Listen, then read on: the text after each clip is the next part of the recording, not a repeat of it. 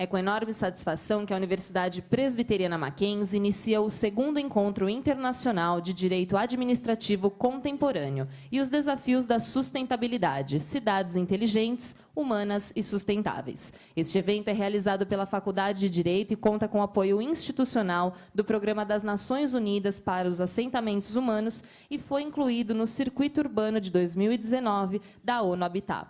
Nós somos uma instituição de ensino confessional, portanto, temos como hábito iniciar nossos eventos com uma reflexão, para a qual convidamos o capelão universitário, reverendo Dr. Gildásio Jesus Barbosa dos Reis.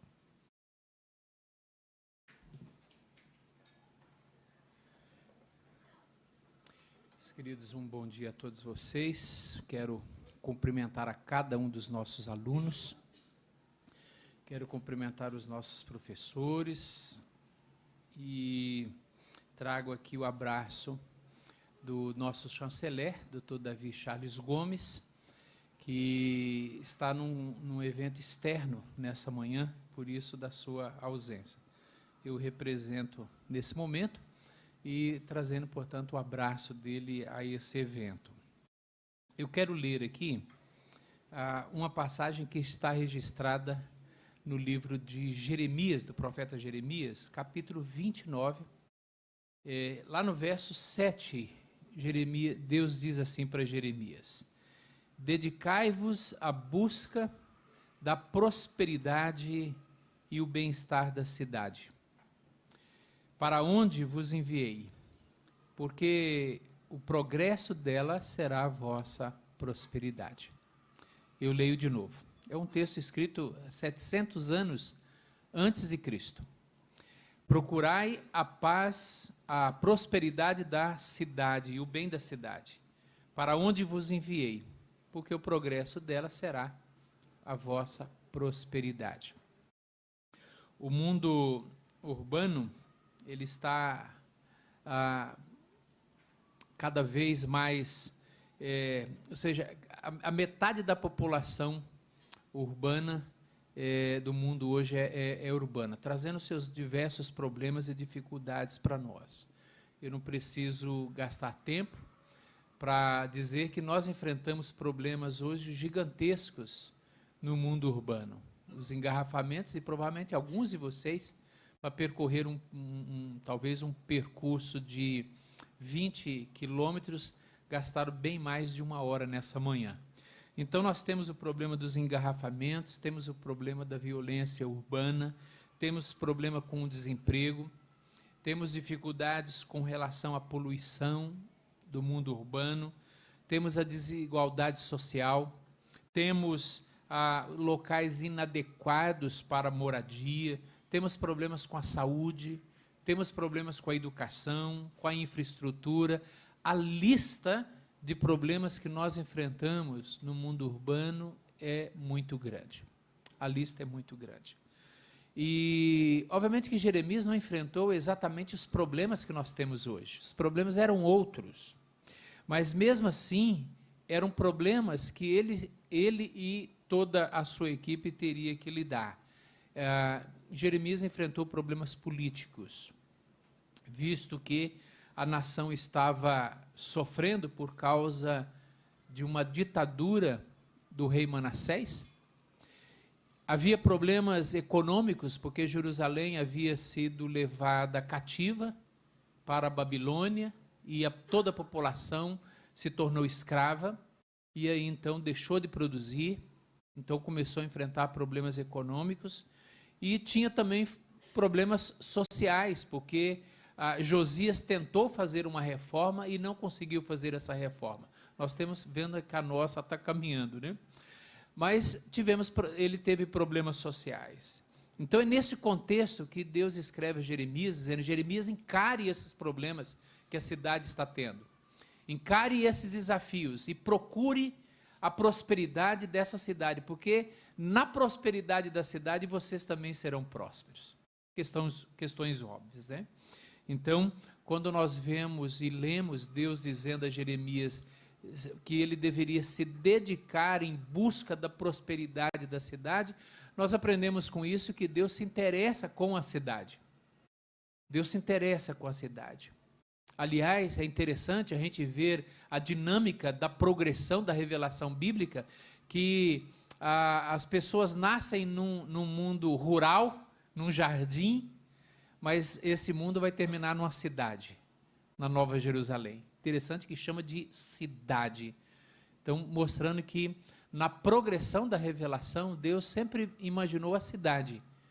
Uma cidade populosa, uma cidade gigantesca, mas uma cidade provavelmente desenvolvida, bem desenvolvida, porque nela já não teremos mais o pecado, não teremos mais a violência, não teremos todos os problemas que advêm à cidade em razão da rebeldia humana, da desobediência do homem. Então nós não teremos os problemas, mas viveremos numa cidade de paz. Aliás, o nome Jerusalém, Yehoraim, significa cidade da paz.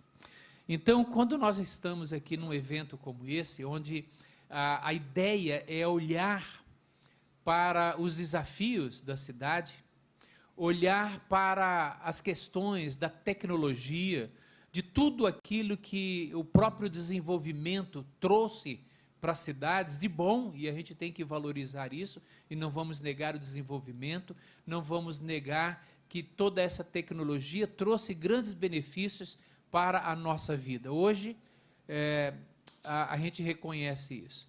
Mas com todo o desenvolvimento, com toda a tecnologia, com toda a evolução que nós tivemos na cidade, tudo isso também trouxe os seus problemas. Enfrentamos hoje grandes problemas e grandes desafios. E num evento como esse, onde teremos apresentação de trabalhos, onde teremos pesquisas sendo apresentadas, olhando para os desafios e buscando respostas, buscando soluções, buscando caminhos para tornar a vida de quem vive na cidade uma vida melhor, uma vida com uma qualidade de vida muito melhor.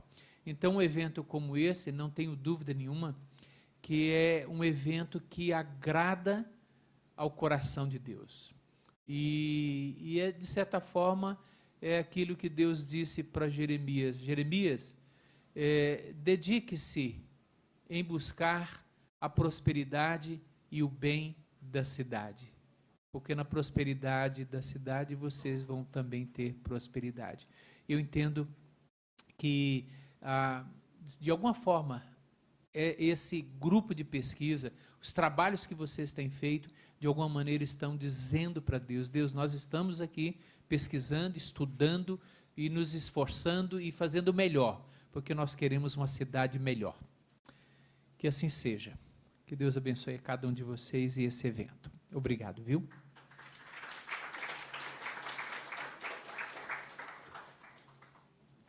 Obrigada, reverendo. Iniciaremos agora a mesa Nova Agenda Urbana e Planejamento, Perspectivas para Cidades Inteligentes, convidando a docente da Faculdade de Direito da Universidade Presbiteriana Mackenzie, professora doutora Lilian Pires, que fará a moderação dos trabalhos.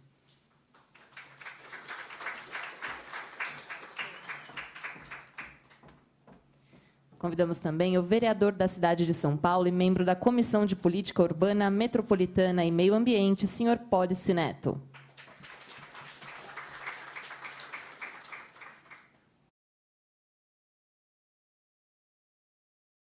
A secretária adjunta da Secretaria de Inovação e Tecnologia da Prefeitura de São Paulo, doutora Mariana Sampaio.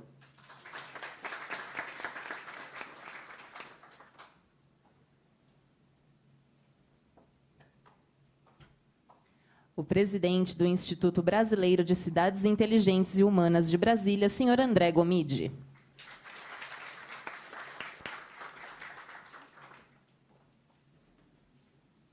O coordenador adjunto da Faculdade de Direito da Universidade Presbiteriana Mackenzie, professor doutor Antônio Cecílio Moreira Pires.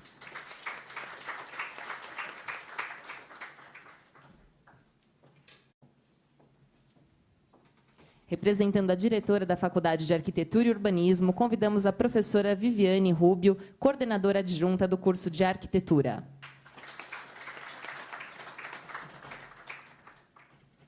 E convidamos também o representante do Programa das Nações Unidas para os Assentamentos Humanos, ONU Habitat, senhor Jonatas de Paula.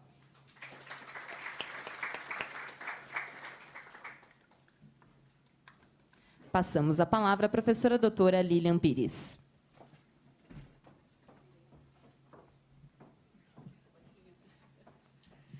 Bom dia a todos. Obrigado pela presença. Um prazer imenso poder abrir no Mackenzie uma discussão como essa. Eu agradeço imensamente essa mesa de pessoas ocupadíssimas. Vocês não têm ideia como é difícil conseguir um horário nessa agenda de todo mundo. E todos, não só a mesa, não essa mesa, mas todas as mesas que teremos, os profissionais compraram a nossa ideia e estão conosco nessa discussão. E o Mackenzie, o Maccidade, a Faculdade de Direito, está muito preocupada com a discussão da cidade e dos seus destinos e do seu território. A gente tem muitos desafios e a gente precisa aprofundar essas discussões e a gente precisa ter conhecimento. Eu conversava agora há pouco com o nosso vereador Pólice. Informação pura não resolve. A gente precisa ter informação apropriada, a gente precisa ter conhecimento. E esse é o espaço que a gente tem para isso. Nós temos uma agenda urbana definida pela ONU com uma meta para 2030, a nossa chamada Agenda 2030, com 17 objetivos a serem alcançados. Dentre os 17 objetivos, nós temos a ODS número 11, que é especificamente a cidade. Então, os desafios são intensos, imensos, as desigualdades no nosso país são muito grandes, vivemos momentos de dificuldade com instituições fragilizadas, e discutir tecnologia, discutir academia, poder público e mercado é o caminho que a gente tem, o caminho que a sociedade encontra para soluções que sejam inovadoras e inteligentes. A inovação está não só na tecnologia, mas nas boas ideias. E há um partilhamento de informações e um compartilhamento aqui que precisa ser disseminado e compreendido. Então, eu estou muito feliz, enquanto representante do Maccidades, enquanto representante do grupo que pesquisa as dificuldades da cidade e as necessidades que a gente tem. Agradeço imensamente a presença de todos. Gostaria de agradecer à professora Isabel, que veio de Minho, para nos prestigiar e para trazer um olhar sobre o ponto de vista da Europa também, com relação a essas dificuldades, mesmo do outro lado do continente, os desafios são muito próximos e parecidos.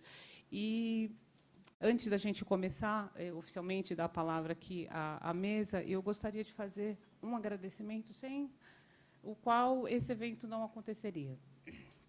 Então, aqui eu tenho 4 monitoras, a Fernanda Ávila, a Marília Pires, a Maria Eduarda Pache e a Raiza Reis, que está em licença maternidade, mas que fez e idealizou todo o projeto junto ao nosso MAC Pesquisa. Então, sem essa equipe feminina de mulheres fortes e de pesquisadoras, esse evento não aconteceria. Então, muito obrigada a elas, e eu peço uma salva de palmas para essas meninas, porque elas merecem. Aos nossos alunos, monitores aqui, colaboradores que gentilmente vieram, que estão lá fora, também agradeço a todos. E, só para a gente organizar aqui, eu vou começar com a palavra dos dois representantes da faculdade, para uma saudação, e depois nós seguimos com as apresentações. Então, representando a Faculdade de Arquitetura, a professora Viviane Rubio, que sempre está com a gente, para dar apresentar umas palavrinhas sobre a nossa discussão aqui. Muito obrigada. Bom dia a todas e todos. Eu venho em nome da professora Angélica Alvim, diretora da Faculdade de Arquitetura, parabenizar pelo evento. A arquitetura participa sempre de eventos que o direito administrativo, na pessoa da professora Lília, organiza. Tem uma discussão muito forte e constante, né, das desigualdades da cidade. O grupo de pesquisa liderado pela professora Angélica discute meio ambiente e a ocupação precária da cidade. É importante a gente... Eu só vou falar muito rápido, que eu acho que é super importante a gente inovar, né, estar inserido dentro da globalização, do mundo tecnológico, usando as tecnologias, mas é muito importante a gente olhar e ter como prioridade a diminuição da desigualdade no mundo, não só nas cidades, cidades brasileiras, mas no mundo. O Mike Davis é um autor que escreveu O Planeta Favela. Eu, quando fazia meu mestrado lá em 2010, eu achava ele bastante pessimista. Eu estou quase concordando com ele, que a gente caminha para uma precarização do mundo. E em 2050, a gente tem aí um futuro bastante obscuro. Então, eu acho que a minha contribuição é que a gente olhe para essas cidades, olhe para o mundo desigual que a gente tem e que a gente deixa de olhar para ele. Apesar de ele estar totalmente inserido na economia, né, a população de baixa renda como diz a Data Favela, é bancarizada, é consumidora, é cliente das concessionárias de água, luz, enfim, energia. E eu acho que a gente tem que olhar com muito mais cuidado para eles. Bom dia, bom evento. Muito obrigada pelo convite e sempre contem com a nossa participação. Bom dia.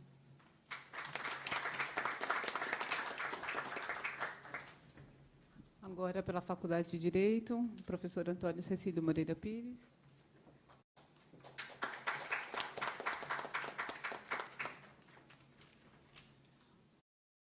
Bom dia a todos. Eu gostaria de pedir uma permissão especial à mesa de inverter os cumprimentos hoje. Eu gostaria de cumprimentar preliminarmente todos os alunos presentes, porque a faculdade, a universidade, só existe em razão dos alunos. Então, cumprimento vocês em um primeiro momento e cumprimento a mesa na pessoa da professora Lília. Estou aqui na qualidade de representante do professor Felipe Chiarello, que, infelizmente, está fora, ou melhor, felizmente ele está fora, está num evento e vai fazer uma palestra em Yale, e eu tive a honra de estar representando o professor.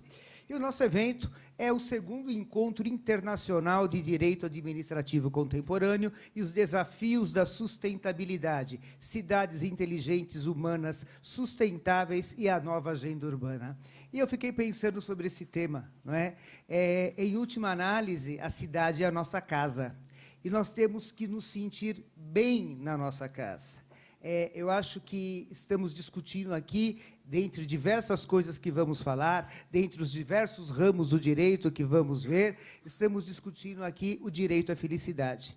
Nós temos esse direito, ser feliz na nossa casa, ser feliz na cidade. Mas temos hoje a complexidade de uma cidade moderna, que reclama a organização de um plexo de novidades do mundo digital e das conexões rápidas. Estamos naquela era da aceleração total.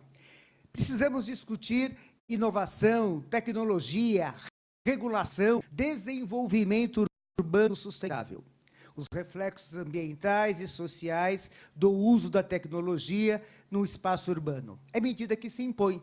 Precisamos dessa discussão frente a uma nova agenda urbana e o cumprimento das ODSs, em especial a conscientização do direito à cidade. A academia, nesse contexto, é muito importante. Ela tem que ser um espaço democrático, congregando academia, poder público, a iniciativa privada, o cidadão, pesquisadores de mercado, para fomentar a discussão a respeito da cidade, das inovações da tecnologia e sua capacidade de melhorar a vida dos cidadãos e otimizar os custos de planejamento e ordenamento territorial, da necessidade de desenvolver marcos regulatórios capazes de conceder a segurança jurídica para as relações contratuais implementadoras dessas mudanças urbanas. E todo esse ambiente em conexão com a proposta da nova agenda urbana da ONU e o cumprimento da ODS, em especial a número 11. E aqui, nesse evento que vai se prolongar por 3 dias, nós teremos as mais diversas discussões dos mais diversos ramos do direito. Não só do direito administrativo, não só do direito urbanístico. E eu espero que vocês aproveitem esse evento, que vocês tirem alguma coisa de bom desse evento, porque essa discussão é muito importante e se faz necessária. Muito obrigado.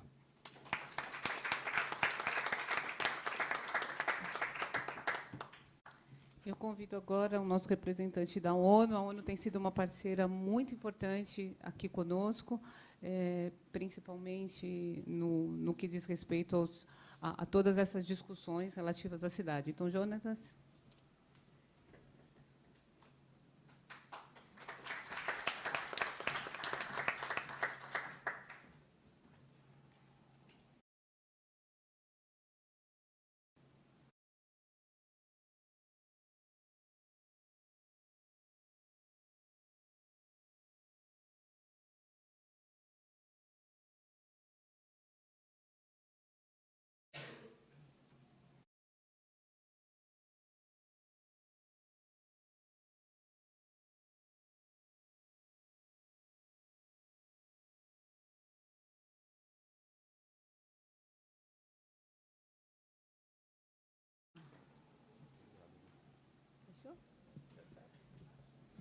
Bom dia a todos e todas. Primeiramente, gostaria de agradecer o convite da professora Lilian Pires para participar aqui do evento. É uma felicidade enorme estar aqui hoje. Eu trabalho num projeto do ONU Habitat em Maceió, mas sou aqui de São Paulo, então é sempre muito bom voltar a casa para falar sobre um tema que eu gosto tanto, né? Então, gostaria de agradecer a professora, gostaria de agradecer toda a organização, principalmente a Fernanda também, que me ajudou bastante em todos a parte logística para chegar aqui em São Paulo. E começo a minha apresentação me apresentando, né? Então, meu nome é Jonatas, eu sou analista de programas do ONU Habitat, trabalho num projeto que nós temos em Alagoas, Maceió, e também sou o ponto focal da agência para o Marco de Cooperação para o Desenvolvimento das Nações Unidas com o Brasil. E eu vou falar um pouquinho sobre o processo de urbanização no mundo, como ele acontece, também fala rapidamente também sobre essas duas agendas que já foram mencionadas agora, anteriormente, Nova Agenda Urbana e o ODS 11, que é o que a gente chama de ODS Urbano.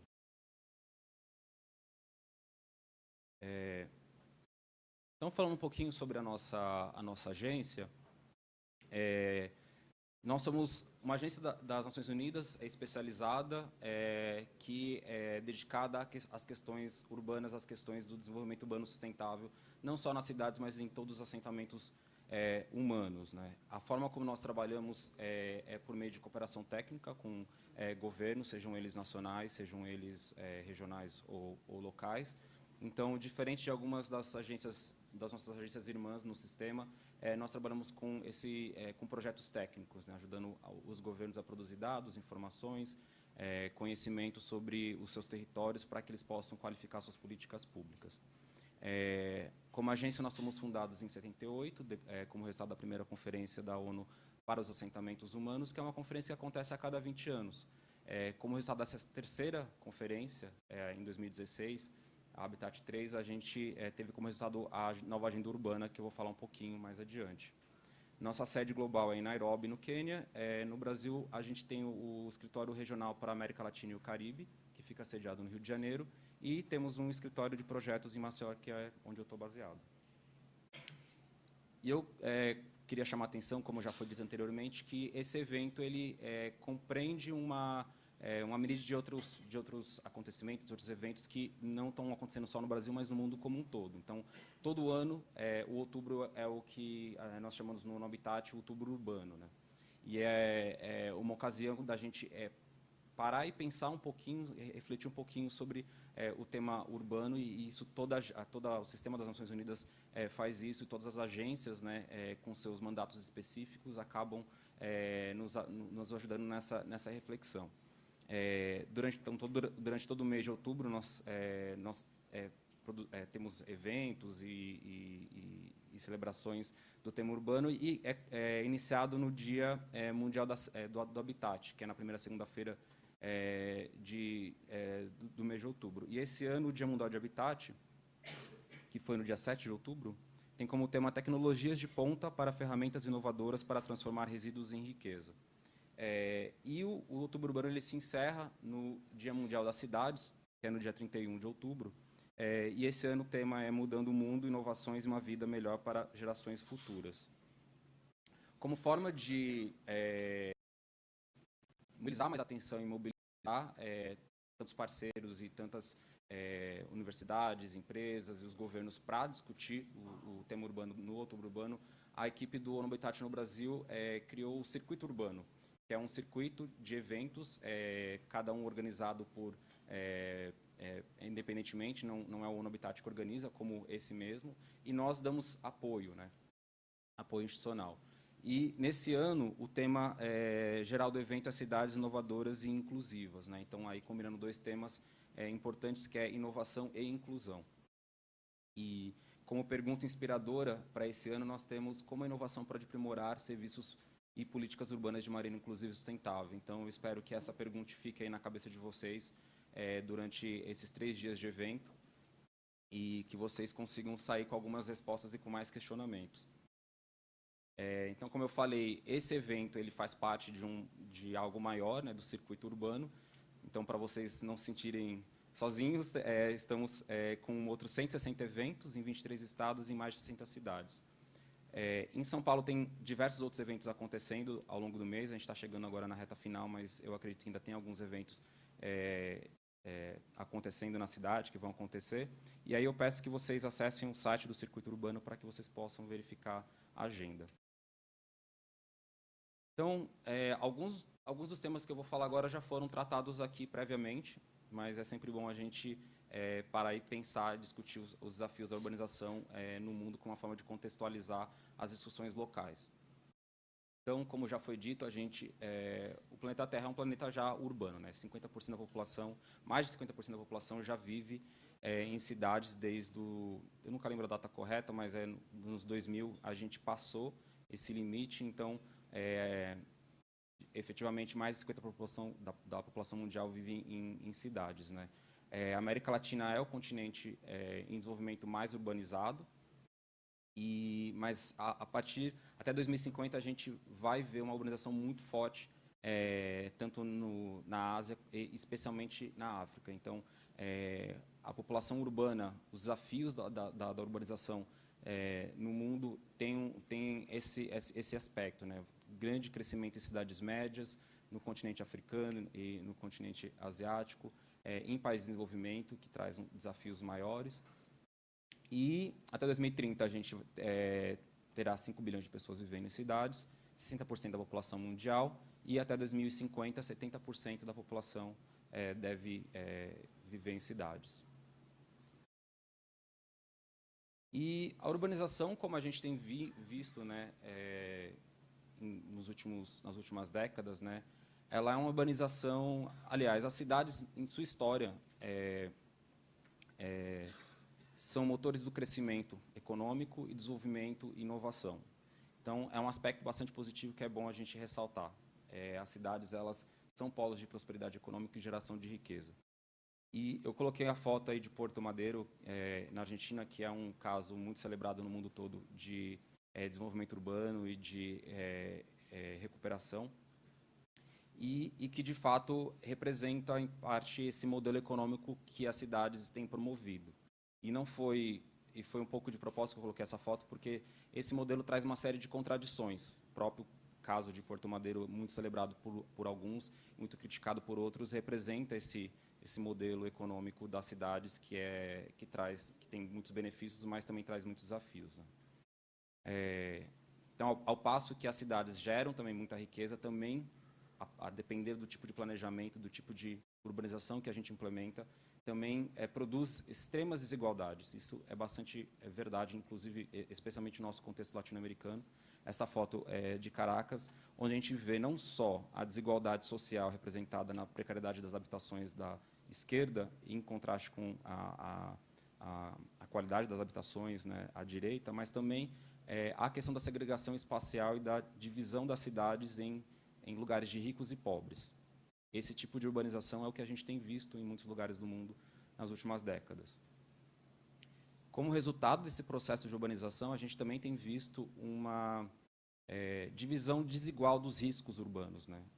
Então, qualquer ambiente construído tem os seus riscos, existem políticas para a gente tratar e mitigar esses riscos, mas a gente percebe que o tipo de urbanização, especialmente que a gente vê na América Latina, esses riscos eles são distribuídos de forma desigual entre ricos e pobres. E a gente percebe que o processo de periferização das cidades em que a população mais pobre é empurrada para as periferias acaba contribuindo com esse processo de distribuição desigual dos riscos urbanos. Aí eu coloquei uma foto do desastre que aconteceu em Teresópolis há alguns anos, né, que mostra, né, os riscos de uma urbanização desigual e precária para uma população mais pobre.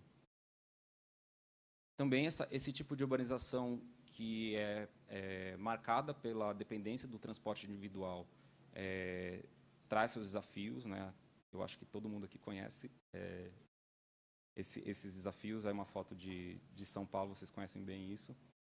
Vou dar uma acelerada, porque senão eu não consigo chegar na nova agenda urbana. E também sobrecarga do sistema viário e transporte público como um todo, né? E esse tipo de desafio, eles vêm bastante desse tipo de planejamento urbano que a gente tem tido no mundo, né? Muito marcado pelo modelo modernista, em que existe uma divisão funcional das cidades, ou seja, a cidade ela é planejada para determinados espaços dela cumprirem funções específicos e não existirem espaços diversos, e é um modelo bastante orientado para o transporte individual, né? Então, todos aqueles desafios ele decorrem muito dessa concepção de planejamento que está bastante ultrapassada. Então, reforçando, né, o que eu tinha dito antes sobre esse tipo de modelo de periferização e espraiamento, a gente percebe que nas últimas décadas o consumo de terra urbana cresceu de 3 a 8 vezes mais do que o crescimento da população, ou seja, as cidades elas estão se transformando cada vez menos densas e mais extensas. A densidade de habitantes tem reduzido e também tem acontecido em muitas cidades o fenômeno do abandono de áreas vazias em áreas centrais já urbanizadas, o que é um grande desperdício de recursos. Diante desse quadro de desafio, a gente, em 2016, se reuniu, as Nações Unidas se reuniu, todos os países, né, que fazem parte da organização, em Quito, no Equador, para discutir quais seriam as melhores estratégias para lidar com esses desafios. E, como resultado dessa conferência, que, na verdade, teve, acredito que foi quase 2 anos, né, de preparação com outras conferências regionais, grupos de trabalho, a gente tem a nova Agenda Urbana, que é esse documento que sintetiza princípios, diretrizes e ações estratégicas para a gente lidar com esses problemas, né? É uma agenda que ela foi estabelecida em 2016 e ela vai ser revisada em 2036, na 4ª Conferência das Nações Unidas para a Habitação e Desenvolvimento Urbano Sustentável. Então, temos aí 20 anos para implementar alguns desses princípios e diretrizes e para revisar o que foi feito na Agenda Habitat, que foi a agenda que foi implementada anteriormente, e quais seriam os desafios que nós temos aí pela frente. Então, essa nova agenda urbana ela traz uma série de novos conceitos, como cidades mais compactas, cidades mais integradas e cidades mais conectadas. Também é importante uma conferência internacional, em geral, são os países, os estados que têm uma preponderância, né? E na Habitat 3 foram justamente as autoridades locais que tiveram esse protagonismo. Isso é uma coisa bastante importante quando a gente discute as cidades, né? O protagonismo dos governos locais no planejamento urbano. E também conectado com a Agenda 2030, com seus 17 objetivos. Vou passar um pouco rápido aqui, porque a gente está já esgotando o tempo. Mas o ODS 11 ele é o ODS urbano, mas é importante destacar que todos os outros ODS eles se localizam em algum lugar no tempo, né? Os direitos humanos e os direitos econômicos, sociais e culturais incluídos, né, inscritos nos ODS, eles se concretizam em um espaço. Então, apesar do ODS ser conhecido como ODS urbano, todos os ODS trazem dimensões urbanas que são importantes ser consideradas. E, por fim, se a gente tiver 2 minutinhos, eu queria só trazer um exemplo de inovação e de uso de tecnologia para inclusão no planejamento das cidades. Um exemplo que a gente teve em Maceió, que foi a utilização... Quem aqui conhece Minecraft?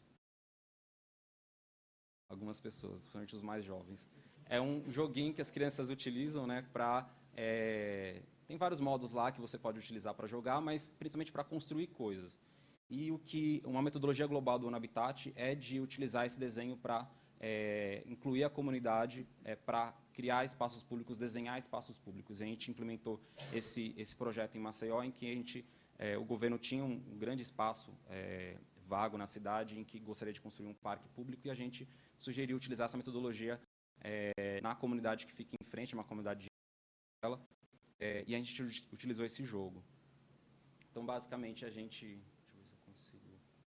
A gente constrói dentro do jogo, né, o espaço que vai acontecer a intervenção. Então, aqui à esquerda, a gente tem o terreno vago onde vai ser construído o parque, e à direita, onde foi construído o modelo em Minecraft.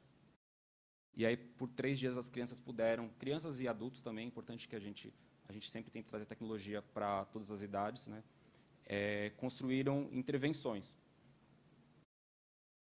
Foram 10 grupos diferentes, a gente sistematizou as intervenções que cada uma delas propôs, criou uma matriz de necessidades, né, para que a gente pudesse entregar isso para o governo, dizendo, olha, a comunidade, isso aqui são as prioridades da comunidade. Então, por exemplo, quadra de futebol, primeira prioridade, escola, banco, iluminação pública e áreas verdes. Então, só para encerrar, quando a gente discute cidades inteligentes e novas tecnologias, em geral, a gente tende a focar na tecnologia como um fim. Isso acho que é um vício muito grande dessa discussão de cidades inteligentes. E para o ONU Habitat, a tecnologia deve ser um meio para promover cidades mais humanas, inclusivas e sustentáveis. Então, esse tipo de projeto mostra como a tecnologia ela pode ser usada justamente para promover esse tipo de inclusão. E aí, por fim, eu vou deixar esse slide aqui para vocês responder esse questionário. Vocês podem, eu não sei se vocês conseguem pegar esse QR Code da plateia, mas também tem esse site, que é o Bit.ly, Questionário Circuito Urbano 2019, para que vocês respondam. São algumas perguntinhas sobre o perfil de vocês, para que a gente possa depois produzir um documento dizendo, enfim, quem participou, o perfil dos participantes do circuito urbano em todo o Brasil. Então, gostaria de agradecer e me desculpar aí se eu tomei mais o tempo. Fica aí meu contato também para quem quiser me escrever, tirar dúvidas. E também vou ficar aqui esses 3 dias à disposição. Obrigado.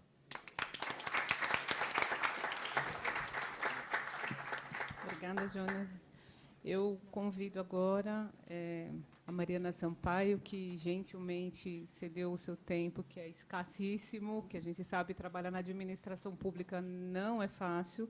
Temos aqui alunos de direito administrativo, então, sabem, eles vão entender, eles vão aprender que é muito difícil essa vida do executivo, né? Gostaria de começar agradecendo o convite da professora Lilian Pires, que, na verdade, foi endereçado ao secretário Daniel Annenberg, mas, como ele está em viagem, está voltando, acabou de pousar, mandou mensagem, então eu vim representando a prefeitura.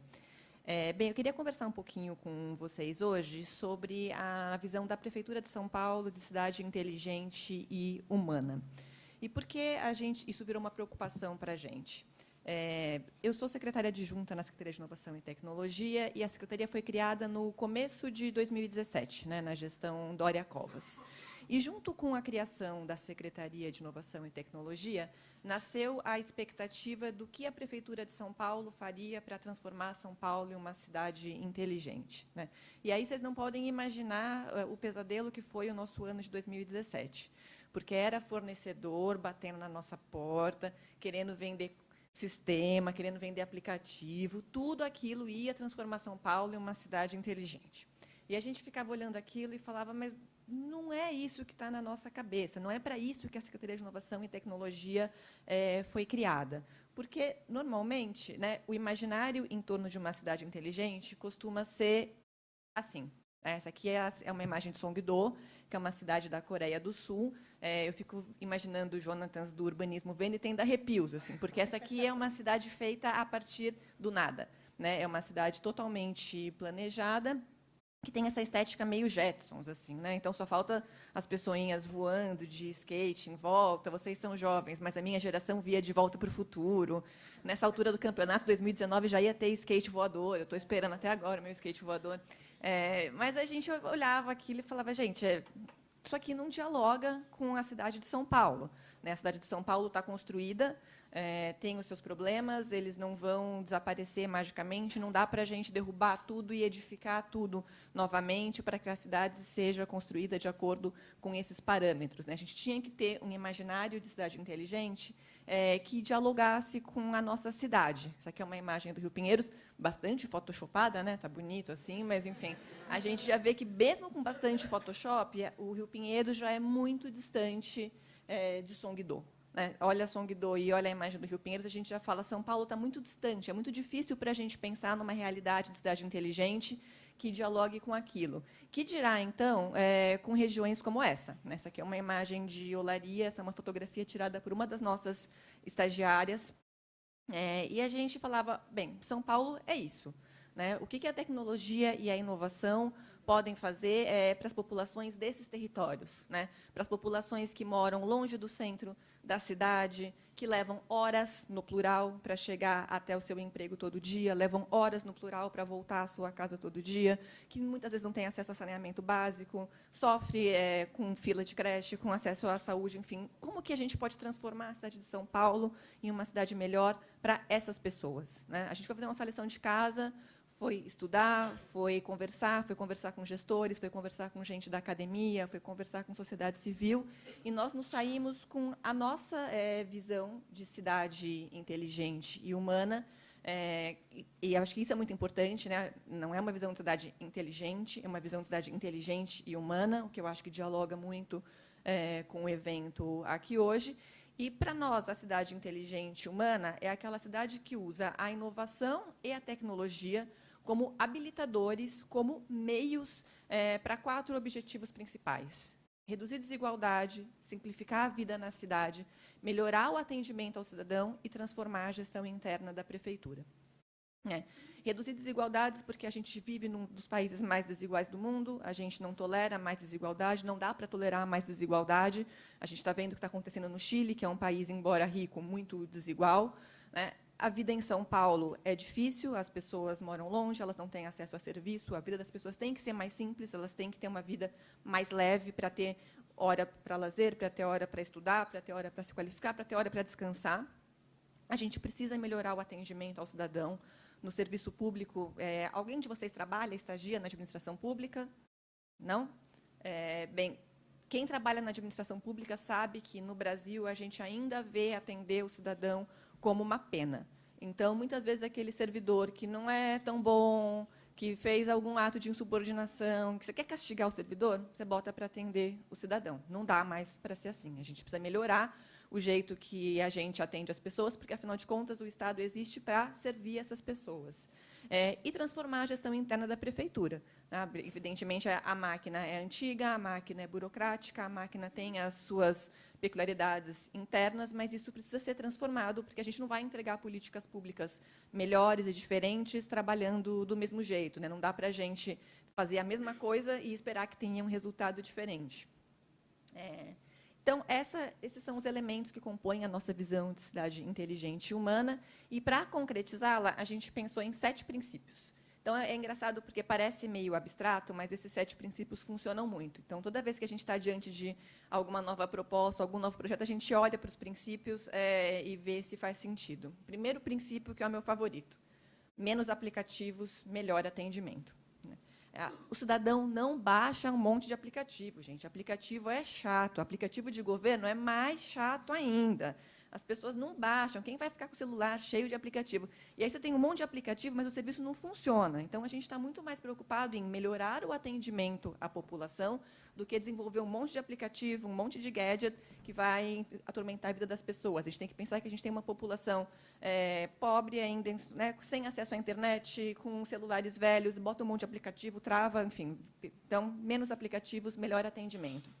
Não queremos soluções correndo atrás de problemas. Isso dialoga muito com o que eu falei para vocês no comecinho, que é a questão de, vem lá uma pessoa vender um sistema maravilhoso, e aí você pergunta, mas que problema resolve? Ah, mas não, olha, o sistema é muito bom e tal. Tá, mas eu tenho um problema aqui que precisa tapar os buracos da cidade. O sistema tapa buraco? Então, né, primeiro a gente tem que saber qual que é o problema que a gente quer resolver para não ter a solução correndo atrás do problema. Não digitalizar a burocracia.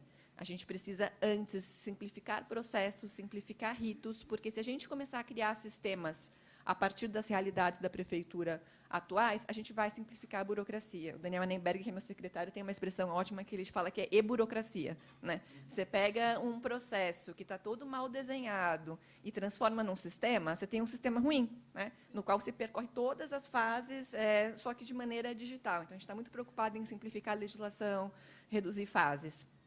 Menos futurismo, mais realismo. São Paulo não é a cidade dos Jetsons, a gente não vai ter skate voador, a gente não vai ter lixeiras autolimpantes, mas a gente precisa que a cidade seja melhor para as pessoas que aqui moram. Outro tema, outro princípio muito importante, o quinto princípio, proteção de dados e privacidade são direitos e não luxo. Né? A Prefeitura está se preparando, no meio do ano que vem, vocês que estudam direito devem saber, a LGPD entra em vigor, a gente tem toda uma preparação ainda para fazer de como lidar com os dados dos cidadãos, e a gente tem que proteger a privacidade desses cidadãos, porque, senão, isso vai ser mais uma fonte de reprodução de desigualdade. A gente vai ter pessoas ricas podendo resguardar os seus dados e pessoas menos privilegiadas economicamente tendo que comercializar seus dados em troca de alguma coisa. Tecnologia interoperável sempre, aberta quando possível. Houve um certo fetiche no Brasil, no começo dos anos 2000, com softwares abertos. Né? A gente gosta deles, mas, infelizmente, não é sempre que a gente consegue trabalhar com eles. O que a gente precisa, para vocês que não são da tecnologia, é que a tecnologia seja interoperável. O que isso significa? Que ela dialogue entre si. Então, eu preciso que os vários sistemas consigam se integrar. Né? Infelizmente, não é ainda sempre que a gente vai conseguir trabalhar com softwares abertos. E, por fim, a tecnologia é parceira estratégica e não protagonista. A tecnologia sozinha, em si, como um fim, ela não só reproduz desigualdades, como ela acelera a reprodução de desigualdades. Então, a gente tem que sempre ter em mente que a tecnologia está aqui a serviço de alguma coisa, a serviço do cidadão, e não a tecnologia pela tecnologia. Então, e o que a gente tem feito? Tá bom, essa é a visão cidade inteligente de vocês, esses são os princípios que regem, mas o que vocês fazem que dialoga com esses 4 elementos que compõem a visão e seguem esses sete princípios? Nós organizamos os nossos projetos em 4 grandes frentes de atuação. A primeira é a melhoria do atendimento, e aqui isso dialoga muito. Vocês são novos, vocês já nasceram com a existência do poupa-tempo, né? Mas, antes do poupa-tempo existir, demorava mais de 30 dias para tirar um RG, gente. Né? E aí, o Daniel Annenberg é uma das pessoas que esteve à frente da criação do poupa-tempo, e ele leva até hoje essa bandeira com ele de melhoria do atendimento. A gente tem feito isso também na Prefeitura de São Paulo, para melhorar o acesso à população e para que a população tenha mais acesso aos serviços, seja por meio digital, seja presencialmente. A gente está modernizando a infraestrutura digital para criar condições para que as pessoas possam acessar, né, sistema, para democratizar acesso à internet, para promover a inclusão digital e para capacitar e formar as pessoas. Também parece uma coisa muito elementar. Aposto que todo mundo aqui tem um pacote de dados, né, mas tem 25% da população do Brasil que ainda não tem acesso à internet. 25% da população que não tem condição de fazer tudo o que vocês fizeram desde a hora que vocês acordaram hoje. Então, eu acordo, eu olho o jornal, eu checo a previsão do tempo, eu checo o trânsito. Tudo isso que é banalizado na rotina de cada um de nós, 25% da população não faz. Outra grande frente de atuação é a gestão de mudanças internas, que, como eu disse, a gente precisa mudar a forma como a gente trabalha, não dá para a gente trabalhar da mesma maneira e esperar resultados diferentes, e fomentar o ecossistema de inovação, que eu sei que é um tema caro ao nosso vereador Policy, enfim, como que a gente incentiva a abertura de dados para poder dialogar com o desenvolvimento de novas soluções para a cidade. Eu vou mostrar para vocês um pouquinho dos projetos dentro de cada uma dessas nossas frentes. Em relação a melhorar o atendimento, o que a gente tem feito para melhorar o atendimento na cidade de São Paulo? No ano passado, o prefeito Bruno Covas publicou um decreto que promulga a política de atendimento na cidade de São Paulo, que tem por base descomplicar, padronizar e inovar no atendimento ao cidadão. O que isso significa na prática? O decreto é bonito, fala um monte de coisa bonita. O que isso significa na prática? Na prática, significa que nós estamos criando one-stop shops de atendimento presencial na cidade, o poupa-tempo municipal, que chama Descomplica. Vocês não conhecem, provavelmente, porque eles estão nas beiras das cidades. A gente fez questão de começar pelas regiões mais vulneráveis. O primeiro deles foi inaugurado em São Miguel Paulista. Hoje em dia já tem no Campo Limpo, em Santana, no Butantã. E a gente está levando o padrão poupa-tempo de atendimento para as bordas da cidade. Parece pouco, mas não é, gente. É aquela mãe de família que precisava tirar um documento para o filho e não tirava, porque, para isso, ela precisava se deslocar até o centro da cidade e ela perdia um dia de trabalho entre ir e voltar. Hoje, ela faz isso do lado da casa dela, antes de ir trabalhar. Além do atendimento presencial, a gente também trabalha com o SP156, e eu acho que vocês já devem ter lidado mais. A SP156 é a grande central de atendimento da prefeitura. A gente tem por telefone, tem por aplicativo, tem pelo site. A gente está recebendo, hoje em dia, aqui está com 24 mil ligações, hoje a gente já beira 30 mil ligações dia de demandas da população, que são recebidas na central telefônica e automaticamente repassadas para as secretarias. Tudo integrado por meio de sistema, então, o atendente, você liga para o atendente do 156 e ele passa para qualquer secretaria. E a ideia aqui é descomplicar a vida do cidadão. O cidadão tem que saber um único número para dialogar com a cidade de São Paulo, que é 156. Antes tinha mais de 10 centrais telefônicas na cidade de São Paulo. Imagina, para cada serviço, você precisa pensar num número. Para falar com a prefeitura, você pensa no 156. E ainda em melhorar o atendimento ao cidadão, nós estamos trabalhando desde também de 2017 com a simplificação da abertura de empresas. E aqui a gente tem já um grande ganho. Hoje em dia, a gente abre uma empresa na cidade de São Paulo de baixo risco em cerca de 4 dias. Levava mais de 100. E tudo isso porque o processo agora é basicamente autodeclaratório. A prefeitura escolheu confiar no cidadão e na cidadã que querem empreender, que querem abrir uma pequena empresa. Ao invés da prefeitura desconfiar do cidadão e ir lá fiscalizar, o cidadão faz uma autodeclaração, abre o seu negócio e a prefeitura fiscaliza a posteriori. Na modernização da infraestrutura, o que temos feito? São 4 grandes projetos.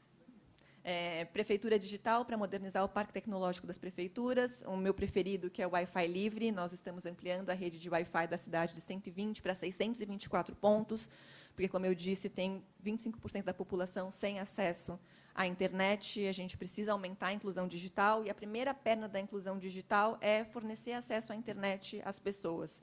E a gente também trabalha com a segunda perna da inclusão digital por meio dos Fab Labs e dos telecentros, que são equipamentos nos quais a gente faz o que a gente chama de letramento digital. Se a gente simplesmente der a internet para a pessoa fica vendo vídeo de gatinho no WhatsApp, e a gente precisa qualificar o uso da internet para não afundar a nossa democracia em fake news. Em gestão das mudanças internas, a gente está trabalhando com o processo eletrônico. Hoje em dia, 99% dos nossos processos já estão digitalizados. É graças a isso que o nosso prefeito pôde não se licenciar. Ele está trabalhando do hospital, porque todos os processos são eletrônicos. A gente estabeleceu uma governança de TI na prefeitura. Acreditem ou não, a prefeitura não tinha uma governança de TI, cada um fazia o que queria, cada um comprava a sua tecnologia, e aí ela não era interoperável, ela não dialogava. Nós estamos registrando projetos inovadores para que eles possam ser replicados dentro da prefeitura ou em outras cidades. Recomendo que depois acessem o site Copcola. Tem um monte de projeto legal que a gente documentou, e aí tem uma cartilinha ali sobre como fazer. Então, se você quer fazer depois na sua cidade ou na sua secretaria, é só copiar e colar o que já foi feito na prefeitura. E nós tem uma grande preocupação em reconhecer a importância do servidor. A gente vive um momento no país em que o servidor virou a pior pessoa do mundo, O culpado por todos os problemas do país é o servidor. Eu sou servidora com muito orgulho. Eu acho que a gente não vai melhorar o país enquanto a gente não tiver uma burocracia estável, constituída, porque é isso que garante a continuidade das políticas públicas. Então, por meio do Premia Sampa, a gente busca reconhecer os servidores que inovam na prefeitura e valorizar as atividades deles. Por fim, já terminando, antes que a professora Lilian me mate, fomenta o ecossistema de inovação. Nós vamos lançar, ainda neste mês, fiquem atentos, uma vitrine de APIs. Não sei se vocês são jovens, quantos vocês lidam com API. A API, falando de uma linguagem não técnica, é o modo mais bacana de abrir dados, porque ela é dinâmica e ela é atualizada constantemente. Então, a gente vai colocar todos os dados abertos da prefeitura em formato de API em uma única vitrine. Quem tiver interesse em fuçar, até o final do mês a gente lança. A gente tem trabalhado com o nosso laboratório de inovação em governo, que é o 011, enfim, por meio dele co-criado com a sociedade civil. E o MobLab, recado importante no final, a gente tem, nesse momento, um concurso aberto. Procurem na internet MobLab+. Nós abrimos todos os dados de radar da cidade de São Paulo, e a gente está querendo trabalhar com construção de desafios com a sociedade civil. Acho que tem muita coisa legal que pode ser feita a partir daí. Bem, muito rapidamente, é isso. Fico aqui à disposição para conversar mais com vocês. Obrigada.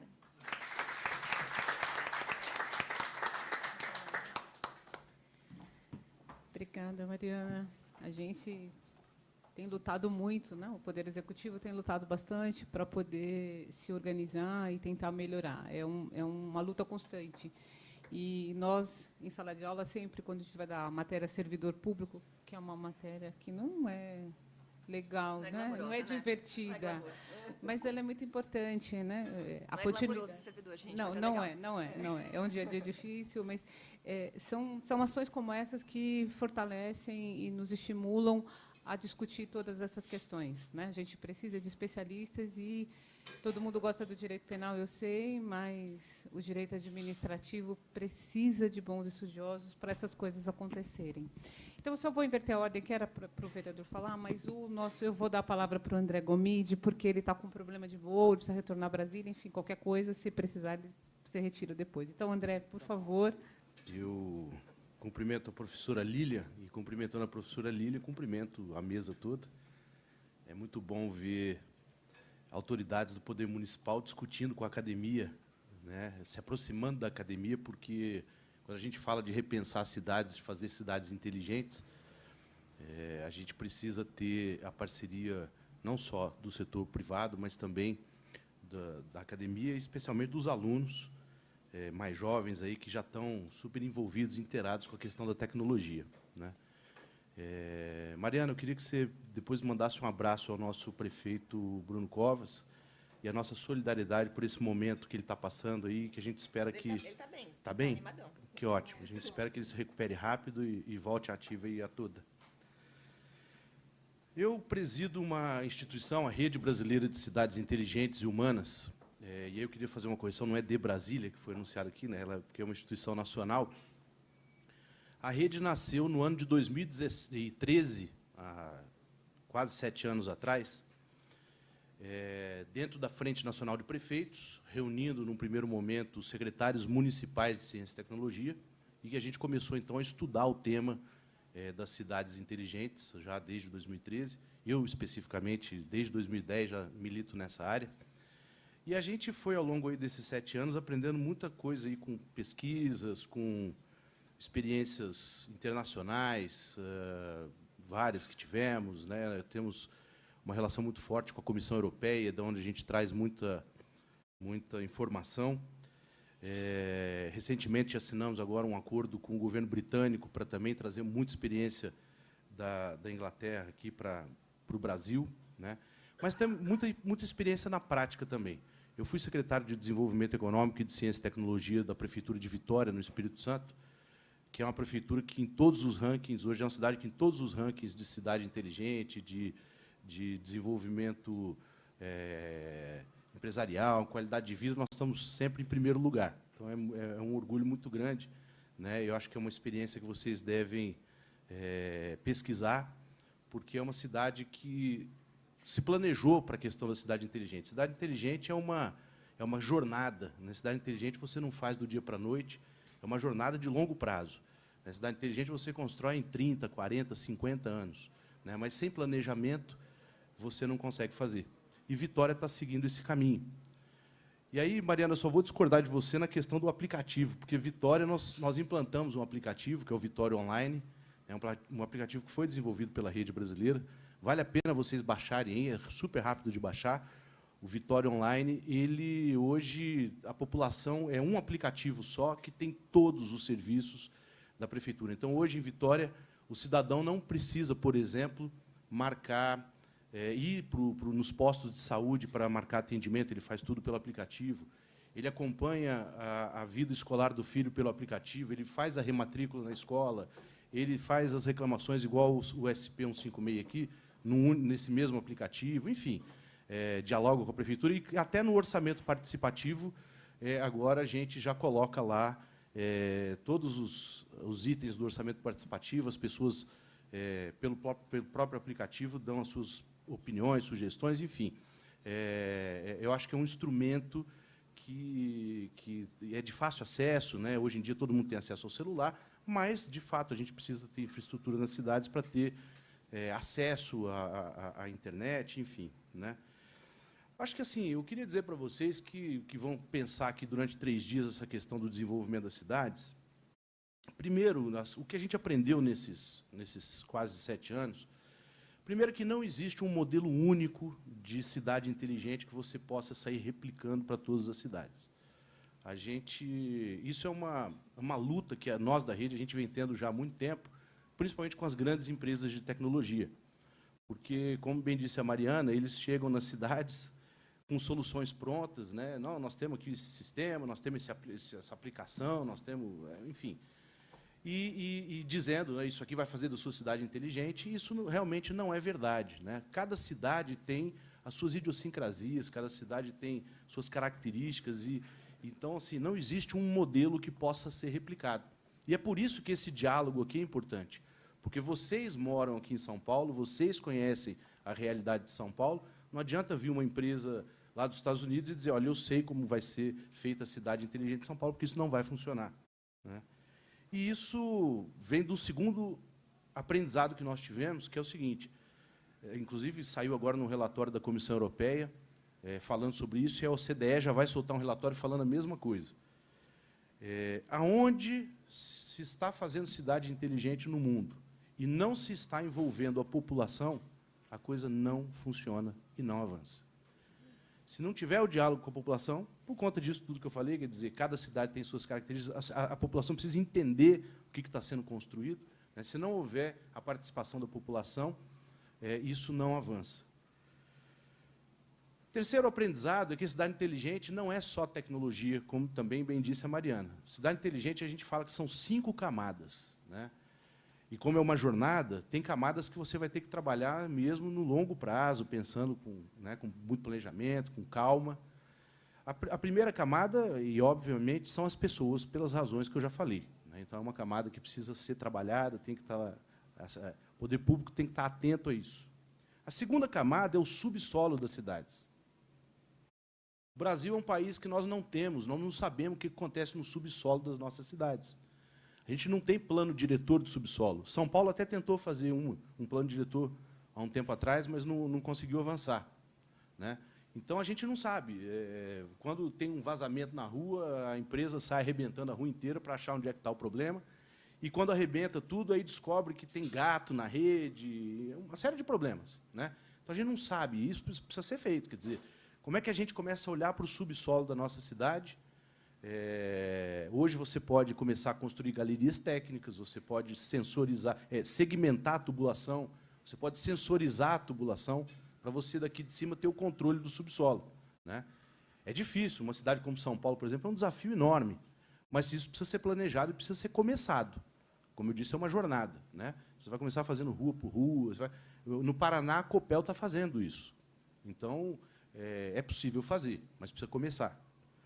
A terceira camada é o solo propriamente dito. A gente precisa começar a pensar a reurbanização das cidades, né? A gente precisa começar a pensar os nossos PDMs, quando a gente vai, o plano diretor municipal, quando a gente vai refazer o PDM, pensar as novas construções agora têm que ser construções sustentáveis, construções com captação de água da chuva, com reuso de água, com sistema solar para aquecimento de água, para geração de energia fotovoltaica.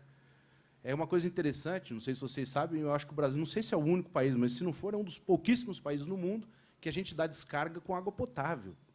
A água que nos é um recurso hoje tão caro, começa a ficar escasso. Então, é um absurdo, quer dizer, você pode lavar a roupa da sua casa, por exemplo, e aquela água suja ir para um sistema que depois vai para a descarga, né? Vamos saber reaproveitar a água. Agora, isso, aí a prefeitura, quando vai discutir o PDM com a sociedade, essas coisas precisam ser colocadas para que a indústria do mercado imobiliário não faça do jeito que eles querem fazer só. Quer dizer, tem que ter uma regra, né, quando vai construir novas coisas. A gente precisa começar a pensar no estrangulamento de carros, melhorar as calçadas das cidades, né, privilegiar o pedestre, o transporte coletivo sustentável, enfim, repensar o solo de maneira integrada. A quarta camada, aí sim, é a infraestrutura tecnológica. Hoje, o melhor modelo que a gente tem de infraestrutura tecnológica para poder levar o Wi-Fi para a cidade toda, para poder trabalhar a questão dos dados, a segurança dos dados, a transparência na informação, é um sistema que você tem um parque de iluminação inteligente. Por que o parque de iluminação? Existem outros modelos? Existem, mas o parque de iluminação é o mais democrático, porque a iluminação pública chega em qualquer lugar da cidade. É você ter um sistema, não precisa ser mais na cidade toda, mas um sistema de fibra ótica na cidade, para fazer a transmissão desses dados, e ter um centro de operações da cidade. A cidade inteligente é aquela que você consegue juntar as tecnologias, juntar dados e informações para fazer cruzamento desses dados e informações e ter inteligência na gestão. O resto é cidade digital. Então, sem essa infraestrutura, você não vai conseguir fazer e colocar a quinta camada, que é o que a gente chama da plataforma de internet das coisas, que é o que vai fazer, então, a integração desses dados e informações para que você possa fazer uma gestão inteligente, uma gestão eficiente, eficaz para a cidade. É preciso também ter um plano mestre. Né? Esse é eu diria que foi o quarto aprendizado nosso. Oi? Tá, estou acabando.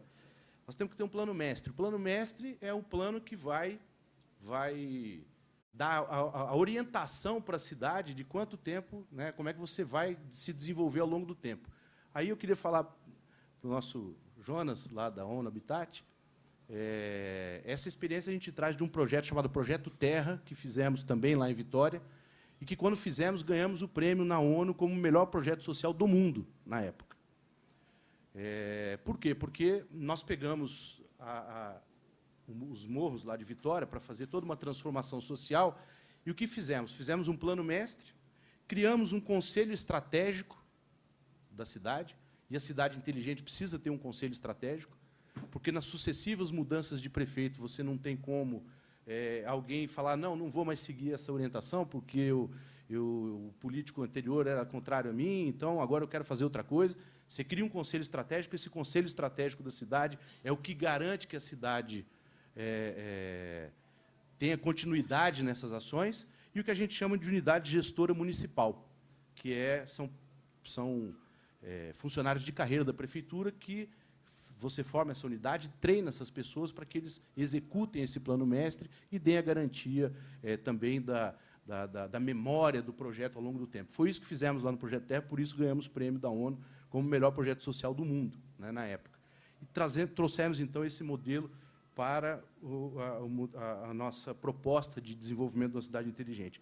Por fim, você precisa ter o chamado e-government, quer dizer, o governo precisa estar preparado tecnologicamente, porque não adianta você falar de cidade inteligente quando você vai lá em Brasília, por exemplo, no gabinete do governador, né, você chega lá no Palácio do Buriti, e isso aconteceu, não foi no século XVII, foi na semana passada.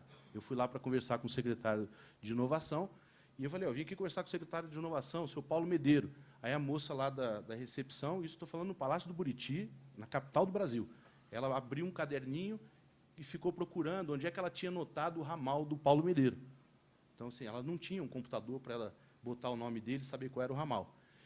Então, assim, se o governo não se organizar e não se preparar tecnologicamente, né, para isso, nós também não adianta ficar falando de cidade inteligente, porque a gente não vai conseguir avançar, né? A gente criou na rede um negócio chamado NACI, Núcleo de Ativação e de Sustentabilidade da Cidade Inteligente Humana, que estabelecemos agora com o Ministério da Ciência e Tecnologia uma parceria, né, um acordo de cooperação técnica, e a gente vai vamos instalar agora de início 20 NACIs no Brasil. São núcleos que a gente vai colocar em cidades menores, não será em São Paulo, por exemplo, que é uma cidade muito grande, o desafio é muito grande ainda aqui, né, mas a gente vai testar em cidades menores esse núcleo de ativação, que é um núcleo para você ativar e dar sustentabilidade, para treinar as pessoas da cidade nessa coisa do plano mestre, da UGM, do Conselho Estratégico, né, de ensinar o passo a passo, o caminhar desse projeto que é de longo prazo. Para isso tudo, gente, já estou encerrando, esse é o papel da Rede Brasileira de Cidades Inteligentes Humanas, e ajudar as cidades nesse desenvolvimento. Nós estamos agora assumindo um desafio fantástico, que é o desafio de fazer a recuperação das 22 cidades que foram arrasadas lá pela lama da Vale, lá em Brumadinho, né? Nós somos contratados pelo governo do Estado de Minas Gerais para fazer a recuperação dessas 22 cidades já como cidades inteligentes. Então, é um desafio enorme que a gente vai ter aí, que a gente começa a trabalhar agora em janeiro. Vocês que estão estudando direito administrativo, tem que compreender isso, tem que discutir a cidade dessa forma sistêmica, né? Mas, como disse a professora Lilian, ter um olhar também para a questão do direito administrativo, porque nós somos um país extremamente burocrático. Eu falo que o Brasil é um país do controle rigorosíssimo e da punição frouxa, né? É isso, nós somos um país que tem Ministério Público, tem Tribunal de Contas, atrapalhando as ações, a secretária aqui sabe como é que é isso, né? Tudo que você vai fazer, tem Ministério Público, é uma encheção de saco. E depois, quando o cara é pego fazendo alguma coisa, não acontece nada, né? Então, assim, a gente precisa inverter essa lógica. Vamos deixar as pessoas trabalharem mais, e se o cara for pego fazendo alguma coisa errada, que ele seja preso efetivamente e punido, né? E não a gente ficar aqui controlando, fica todo mundo com medo. Hoje o gestor público tem medo de assinar qualquer coisa, porque a legislação é muito ruim. Aí você quer fazer uma parceria público-privada para trazer recursos do setor privado. O gestor público tem medo, porque você começa a fazer a PPP, e entra o Ministério Público, manda parar, entra o Tribunal de Contas, e aí o gestor fica sempre tido como suspeito, né? Pô, a sociedade fala, se o Ministério Público mandou parar, o Tribunal... Esse cara está metendo a mão, está roubando, ladrão. E não é nada disso. Então, essas coisas precisam ser... Vocês que vão discutir direito administrativo, vocês precisam discutir isso, né? Como a gente fazer boas PPPs, como é que a gente acerta a legislação, como é que a gente acerta a legislação lá no Congresso Nacional de Dados. O Congresso Nacional está fazendo muita discussão sobre cidade inteligente, a gente tem participado, e aí eu quero ficar à disposição de vocês para a gente fazer essa ponte entre o que vocês estão discutindo aqui, porque a gente está sempre lá no Congresso discutindo com os deputados, e às vezes a gente também não sabe tudo que pode fazer, né, nessa área de legislação. Então, vocês vão fazer essa discussão, eu desejo que façam um excelente evento aqui, uma excelente discussão, e tragam para a gente essas propostas, através da professora Lilian, que já está aí com a gente nesse caminhar, né? Muito obrigado pelo convite para vir aqui falar. Me desculpa, professor Lilian, por ter passado um pouquinho de tempo, mas eu precisava dar esses recados aqui, e contem com a Rede Brasileira de Cidades Inteligentes e Humanas. Muito obrigado.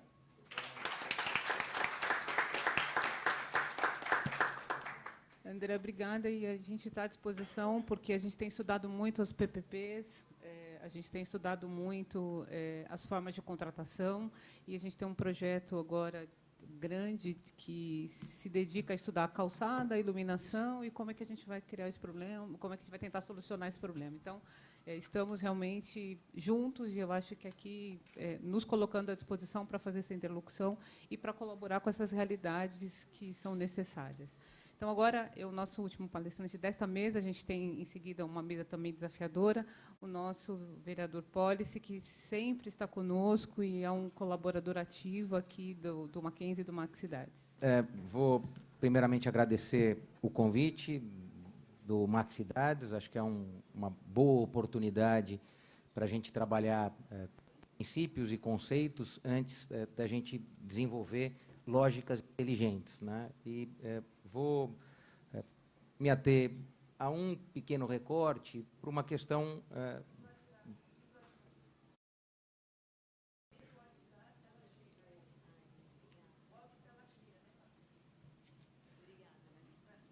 pronto. Mas por dois fatores, né? Toda política pública ela tem que ter origem em evidências, e o setor público brasileiro, em especial os setores públicos municipais, ainda tem uma carência muito grande de conseguir reportar para a sociedade as evidências que ela conseguiu pesquisar. Vou dar um exemplo. A cidade de São Paulo tem legislação desde 2006, que estabeleceu uma série de regras para que a cidade tenha indicadores de desempenho, e ao longo desses últimos 13 anos ainda não conseguiu colocar para a sociedade estes indicadores.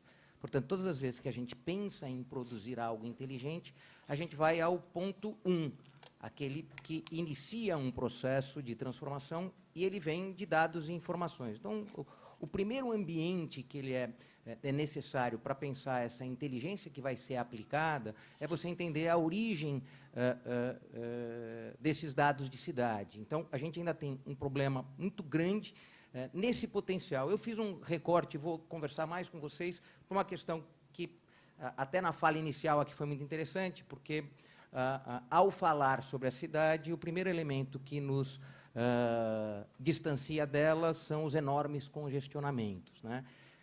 E aí tem um dado evidencial importante, né? Supostamente, a gente acredita que as pessoas, para produzir esses gigantescos congestionamentos, é porque tem muita gente andando de carro. Só que a evidência não é essa. 1/3 da população circula exclusivamente a pé. A gente tem 15 milhões de viagens individuais que acontecem na cidade de São Paulo, gerando 87% dos gases que produzem efeito estufa, mas transportando menos de 21% da população. Portanto, se a gente tinha que ter uma política pública decente para a cidade, ou inteligente para a cidade, a gente tinha que estar investindo mais nas calçadas e menos nas vias. Mas se a gente for fazer um recorte do investimento da cidade nos últimos 20 anos, se investiu menos de 0,001% nas calçadas, se comparado com aquilo que foi investido no viário para o carro. Ah, não, mas agora isso mudou. Não, não mudou. O plano diretor, que tinha uma regra de investimento no transporte coletivo e na mobilidade ativa, foi alterado recentemente, na minha opinião, absolutamente equivocado, para permitir que apenas os 30% do Fundurb que estavam dirigidos a transporte público e mobilidade ativa possa financiar o quê? A mesma cidade que hoje nos agonia. Aí é uma questão de posicionamento. Cidade inteligente, da capacidade de enxergar a cidade que se tem, quando não se gosta dela, alterá-la para aquela que a gente quer. Não me parece tão difícil. Essa é a cidade que a gente tem. E que a gente continue insistindo para que o carro tenha supremacia em cima da circulação das pessoas. E aqui não é dizer que o carro não é importante, o carro é absolutamente importante. E por ser importante, o uso dele tem que ser absolutamente arbitrado pela autoridade pública. E, portanto, fazendo a equação importante entre transporte público coletivo, transporte individual de passageiros e a circulação não motorizada. Essa é uma questão importante porque ela sinaliza como a gente vai ter a cidade do amanhã. Então, com a alteração do plano diretor, que vai até 2029, 2030, nós tiramos o único elemento que enfrentava a carrodependência. Portanto, anunciamos uma cidade menos inteligente até 2030. Não mais. Ah, mas é o gestor público que vai decidir. De fato, todo gestor público decide o seu orçamento anualmente. É que tem regras como aquelas anunciadas aqui muito bem pelo Jonathan, que vem de tudo que foi estudado evidencialmente por todos do mundo que estudam o desenvolvimento de cidade, que a cidade que nos trouxe até aqui deu errado. E por isso você precisa de regras estáveis para essa transformação. A cidade de São Paulo, nos últimos 15 dias, aboliu uma das regras saudáveis para o seu desenvolvimento. Errou. Tem recuperação? Tem. Óbvio. Tudo tem recuperação. Mas errou. Errou porque talvez tinha uma conta para pagar. Uma conta de uma obra viária importante para um setor da cidade, uma ponte lá de Pirituba que precisava ser paga, ou uma ponte lá no Gaivota, paga para outro vereador, ou para outro esse vereador, ou aquele vereador. Aí são os erros políticos que nos impõem uma cidade de deseconomia. Aí ela vai ficando assim. Vocês conhecem esse cruzamento?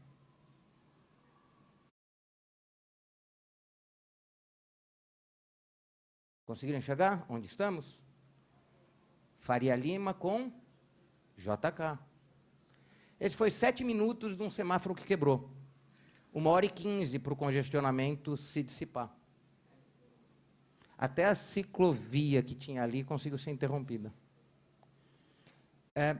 A gente produziu uma cidade que, todo dia, acaba entregando 48 a 50 milhões de assentos vagos pela circulação individual. Número simples, 15 milhões de viagens individuais, carros que suportam até 5 passageiros que transportam 1,3. No final do dia, a gente tem quase 50 milhões de assentos que a gente deixou de utilizar. E transportamos 45 milhões de viagens todos os dias. Então, todos os dias, a gente transporta 2 vezes a cidade. Uma a gente paga, a outra é tomada da gente. Quando dá isso no final do ano? Dados da Fundação Getúlio Vargas de 2012, portanto, dados nominais de 2012, 48 bilhões de reais. Então, a cidade de São Paulo perde 48 bilhões de reais com os seus congestionamentos produzidos por esta cidade que a gente fez e que acaba de ser revitalizada pela alteração do plano diretor. Mas é possível essa mudança de cidade? É. Tem 2 elementos fundamentais nessa mudança de cidade. O primeiro é o esvaziamento, aqui já constatado na apresentação do Jonathan, da região central. Então, e aí é uma região central muito mais larga do que aquele centro onde está a Cracolândia. Nós temos esvaziamento de região central que começa no Pari, que passa pelo Belém, Belenzinho, que passa pela Moca, que passa pela Vila Carioca. Portanto, nós temos um esvaziamento da região central que é alucinante. Dados do censo apontam que mais de 419 mil imóveis na cidade de São Paulo estão vazios. Portanto, nós temos uma ociosidade gigantesca daquilo que já foi construído. E a gente tem gente morando a 2h15, 2h30 do seu ponto de trabalho, de sua volta e retorno para casa. O que a gente faz com isso? Tira a vida das pessoas. 2 dias de trabalho são adicionados aos 5 que se trabalha regularmente. Porque se você constrange 3 a 4 horas por dia de um trabalhador, ao final da semana você impôs a ele 5 dias de trabalho mais 2 de deslocamento. Essa é a cidade que a gente está entregando para o cidadão. Então, a forma com que a gente vem imaginando essa alteração é para enfrentar o terceiro elemento, a cidade que a gente passa a ter no final do dia, a produção desse equívoco de circulação. E a gente já começa a ver que até aquilo que veio para o bem começa a saturar. Esse efeito de até os micromodais e os modais leves passam a estar saturados no espaço que foram oferecidos para eles, é para a gente entender o quanto a mudança está pedindo passagem. Não basta ter só a via da Faria Lima absolutamente interrompida, quanto a gente passa a ter também a ciclovia. E aí a gente passa a acreditar que qualquer solução resolve todos os problemas. Não. Ajuda, mas não resolve. E aí eu termino com uma última reflexão que aí parece definitiva. O IBGE, há 2 semanas, solta para a sociedade um dado extremamente alarmante. O transporte conseguiu superar a alimentação no gasto familiar. Se a gente já fazia o povo morar mal na periferia, se deslocar mal 3 horas, agora a gente faz ele comer mal, porque ele está gastando com o transporte. E São Paulo está na frente de todo esse processo, gastando 4 bilhões de reais ano com subsídio do transporte público coletivo e não consegue nem identificar quem são esses que são subsidiados. Porque, na realidade, é um sistema falido que está subsidiado. Mas isso é possível mudar? É. Qual a mudança que foi feita recentemente? A renovação por mais 20 anos do mesmo modelo. Então, o que a gente acabou de fazer? Se a gente tinha um modelo péssimo de transporte público coletivo, a gente anunciou que a gente tentaria fazer a mudança dele. E o que a gente faz? A gente recontrata todos aqueles que não conseguem oferecer transporte de qualidade em preço competitivo para eles fazerem isso por mais 20 anos.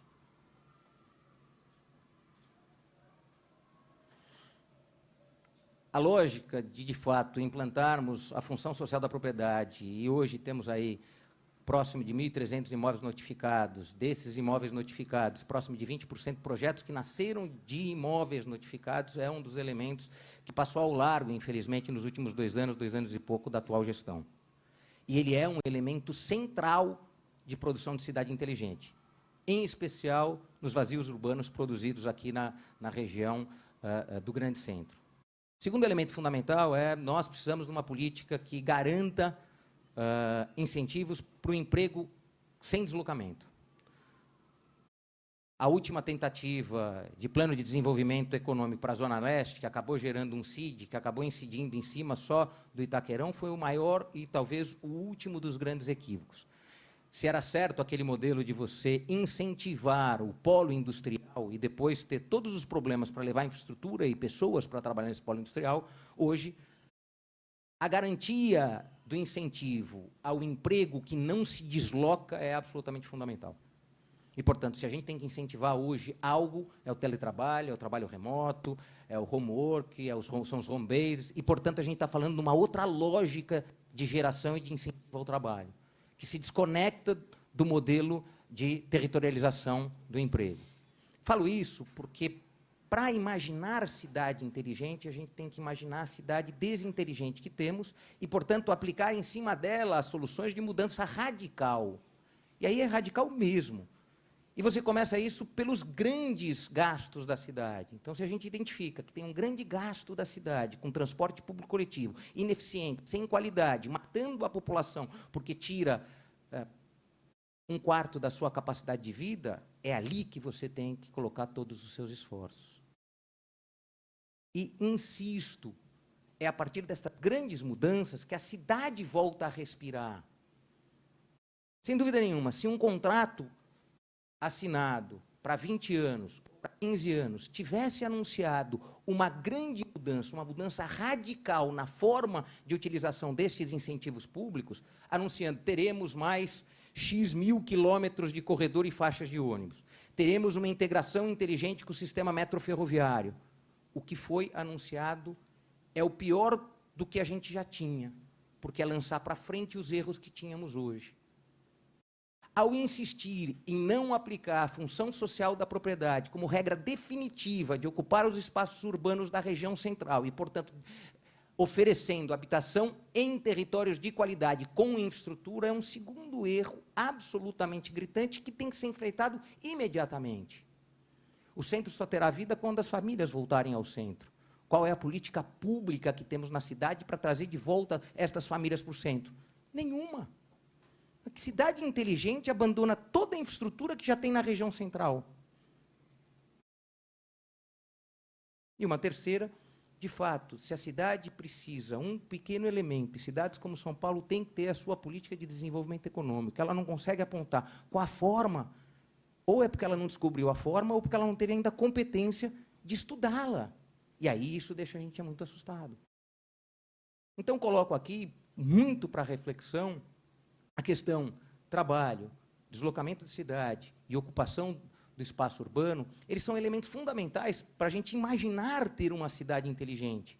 E imaginar. Aqui não estou dizendo que ela é inteligente a partir disso. É que sem esses, nenhuma cidade será inteligente. E aqui não é para o mal das políticas públicas que foram apresentadas até aqui. É por melhor que esteja o Descomplica, lá no Grajaú, eu preciso oferecer as 300, 400 mil oportunidades de moradia para as famílias do Grajaú que foram empurradas para uma cidade deficiente para lá. Portanto, o esforço é garantir que as famílias que hoje trabalham na região central, mas moram no Grajaú, precisem cada vez menos do Descomplica, mas teve uma oportunidade de direito à cidade na região central. Então, esforço de análise, e aí, até para o debate dialético, qual a cidade que queremos? Porque, a partir dela, ela pode ser inteligente ou não. Mas, sem definir a cidade inteligente, a gente vai, sem dúvida nenhuma, para os próximos anos, consumir mais do que o 20% do prato de alimento para pagar o transporte. E aí a gente vai ter uma população cada vez mais triste com a cidade, cada vez mais mal alimentada e cada vez mais próxima de um processo de insubordinação, que é o que eu sinto muitas vezes quando eu dialogo com a população periférica. Um desejo de insubordinação porque se sentem absolutamente invisíveis às políticas públicas. Então, é para pensar essa cidade inteligente, que sente a dor da população, mas sabe colocar o dedo nas suas principais feridas. E hoje, a principal ferida é a concentração de terra na mão de poucos, a principal ferida é um controle, melhor, uma ausência de controle dos indicadores de qualidade da cidade, podendo utilizar estes indicadores para a transformação dela. Então, deixo aqui um abraço carinhoso ao MAC, ao MAC Cidade, pelo esforço de realizar o debate, me coloco à disposição não só desse, mas de vários outros debates, mas insisto, para pensar na cidade inteligente, a gente precisa pensar na cidade que a gente quer. A inteligência, ela vem a partir da decisão deste equilíbrio de desigualdades que a gente ainda não conseguiu realizá-los. O instrumento tecnológico, ele pode acelerar processos, mas não é ele em si que realiza a transformação da cidade. Ele pode ser um instrumento catalisador. Ao invés de fazermos isso em alguns meses, a gente pode fazer em algumas horas. E talvez, a partir daí, com dados e informações que gerem conhecimento e não só nos confundam, a gente pode, de fato, produzir uma cidade que tira menos do prato do trabalhador periférico e ofereça mais uma cidade com direitos. Tá bom? Muito obrigado.